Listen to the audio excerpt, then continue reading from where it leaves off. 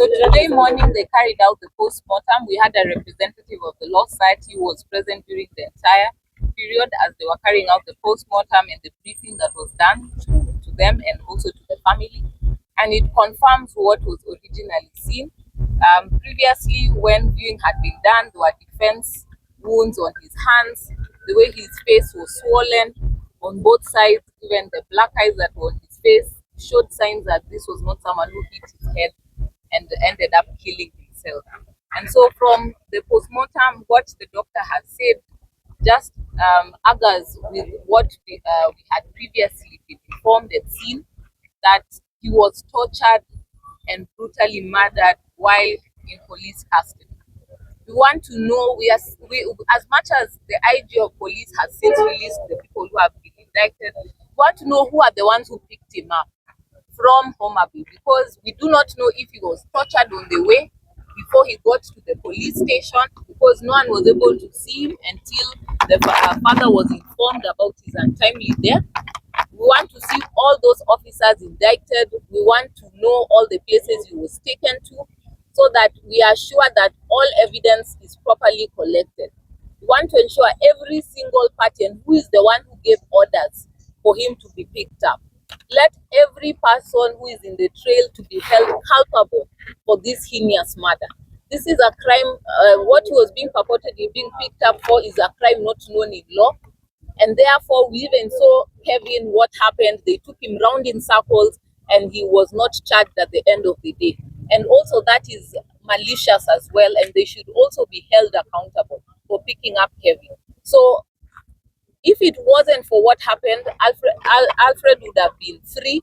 Albert would have been free, would have been with his family, would have been released, because they would have not been able to hold charges. But they decided to take the law upon their hands. They decided to take his life. We are saying that we will not allow that this matter be swept. He was killed while in police custody. They have tried to take us through a bull and cock story, telling us how he hit his head and killed himself.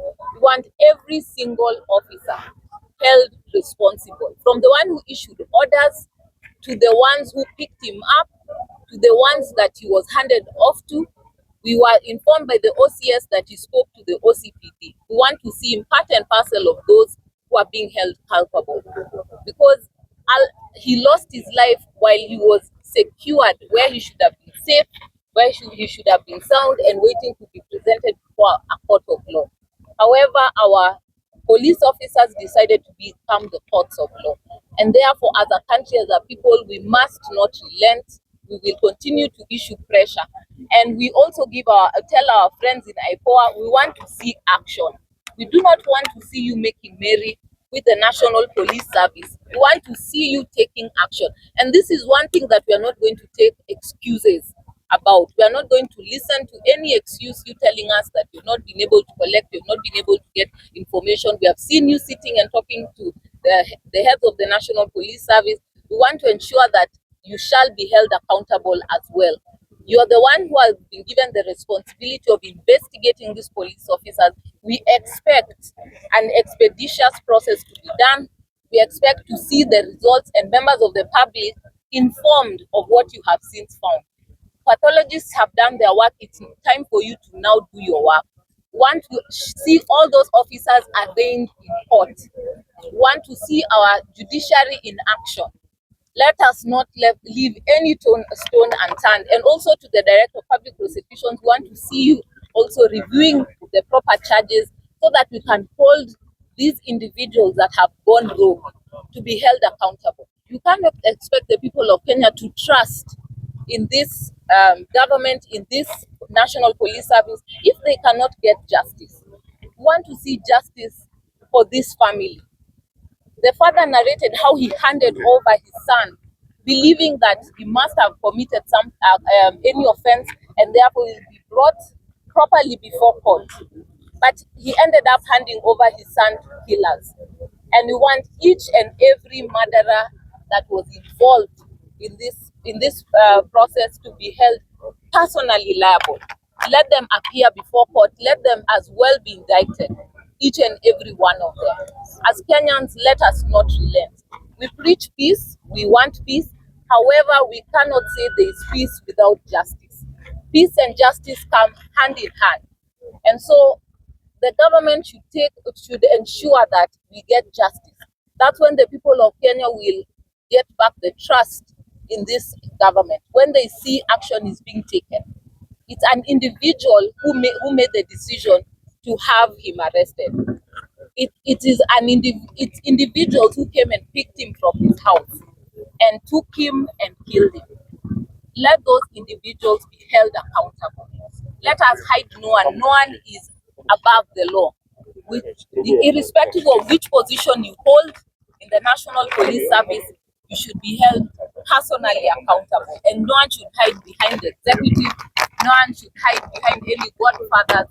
Let us ensure that each and every person who was involved should be held responsible before the honorable court.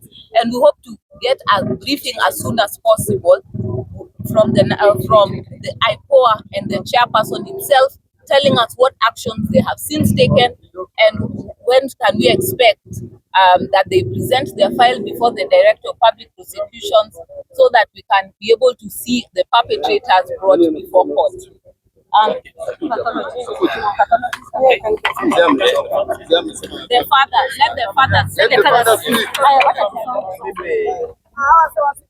Nashukuru wale wachukua hatua kwa ajili ya kufanya postmortem. Maneno yangu hata ni machache tu, sina maneno mengi. Naibu mkuu wa polisi Bwana Eliud Lagat, wewe ndiwe uliyetumana watu wako DCI waje nyumbani, waje wachukue mwanangu ili wamlete Nairobi.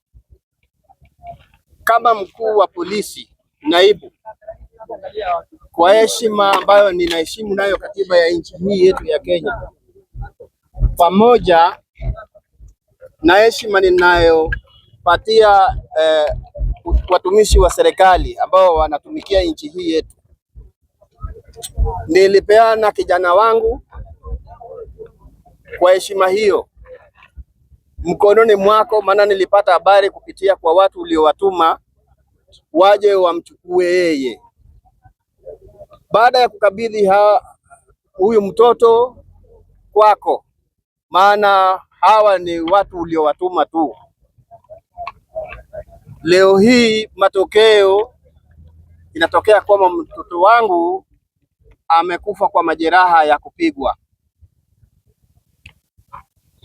Nahitaji unieleze kwa nini ulimuua mtoto wangu, kupitia kwa sheria ukaseme kwa nini ulimuua mtoto wangu.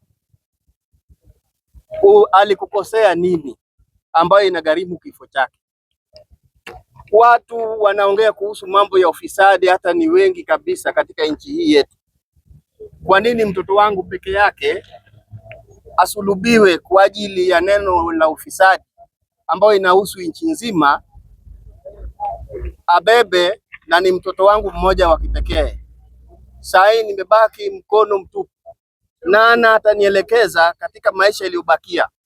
Mtoto wangu nimemsomesha kwa taabu katika kaunti ya Kilifi kwa kazi ya Kware, nikijinyima kwa ajili ya mtoto wangu kusoma.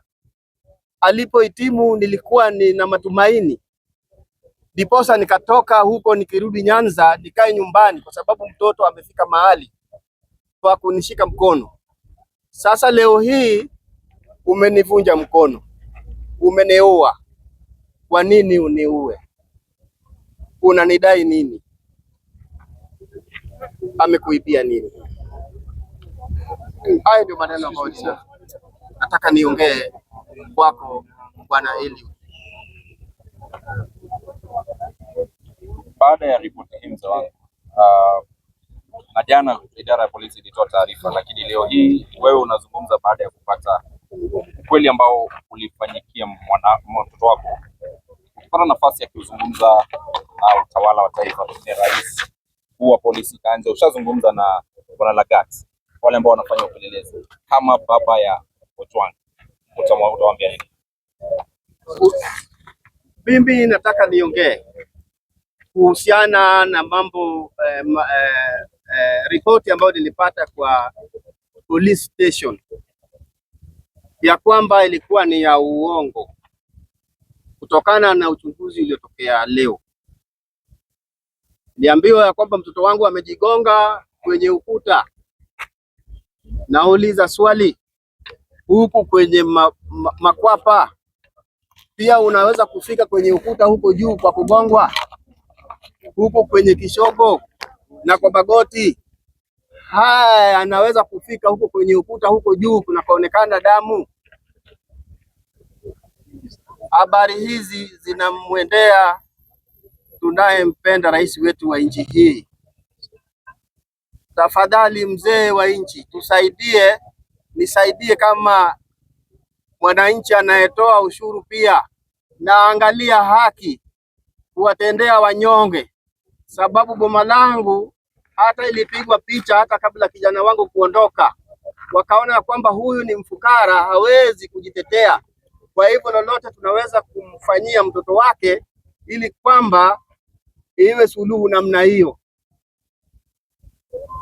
Hiyo haibariki, hiyo ni laana, hiyo ni laana, hiyo ni laana. Tusaidie. Asante na pole sana kwa familia.